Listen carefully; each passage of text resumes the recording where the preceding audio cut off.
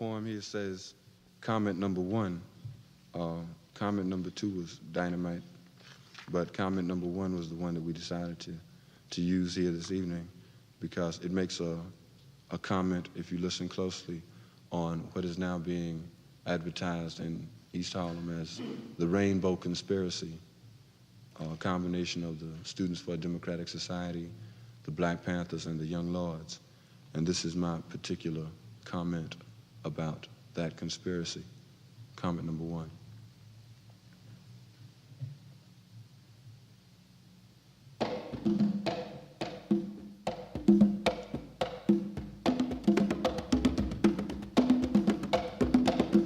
The time is in the street, you know, us living as we do upside down, and the new word to have is revolution. People don't even want to hear the preacher spill or spiel because God's whole card has been thoroughly peeped, and America is now blood and tears instead of milk and honey. The youngsters who were programmed to continue fucking up woke up one night digging Paul Revere and Nat Turner as the good guys.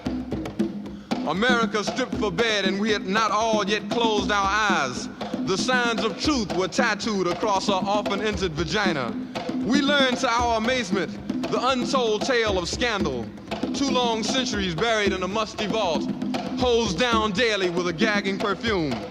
America was a bastard, the illegitimate daughter of the mother country, whose legs were then spread around the world, and a rapist known as freedom, free doom. Democracy, liberty, and justice were revolutionary code names that preceded the bubbling, bubbling, bubbling, bubbling, bubbling in the mother country's crotch. And behold, a baby girl was born, nurtured by slaveholders and whitey racists. It grew and grew and grew, screwing indiscriminately, like mother, like daughter, everything unplagued by her madam mother. The present mocks us.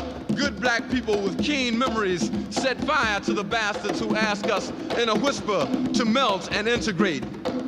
Young, very young, teeny bopping, revolt on weekend young, dig by proxy what a mental ass kicking they receive through institutionalized everything and vomit up slogans to stay out of Vietnam.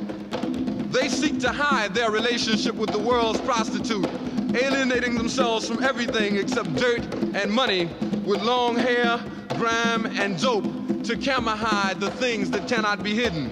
They become runaway children to walk the streets downtown with everyday black people sitting on the curb crying because we know that they will go back home with a clear conscience and a college degree. The irony of it all, of course, is when a pale-faced SDS motherfucker dares look hurt when I tell him to go find his own revolution. He wonders why I tell him that America's revolution will not be the melting pot, but the toilet bowl. He is fighting for legalized smoke, a lower voting age, less lip from his generation gap, and fucking in the street. Where's my parallel to that?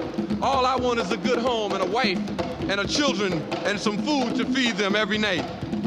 Back goes Paleface to basics. Does Little Orphan Annie have a natural? Do Sluggo's kinks make him a refugee from Mandingo? What does Webster say about soul? I say, you silly trite motherfucker, your great-grandfather tied a ball and chain to my balls and bounced me through a cotton field while I lived in an unflushable toilet bowl. And now you want me to help you overthrow what? The only truth that can be delivered to a 4-year revolutionary with a whole card, i.e. skin, is this. Fuck up what you can in the name of Piggy Wallace, Dickless Nixon, and Spyro Agnew. Leave Brother Cleaver and Brother Malcolm alone, please.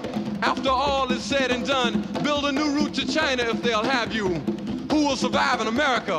Who will survive in America? Who will survive in America? Who will survive in America?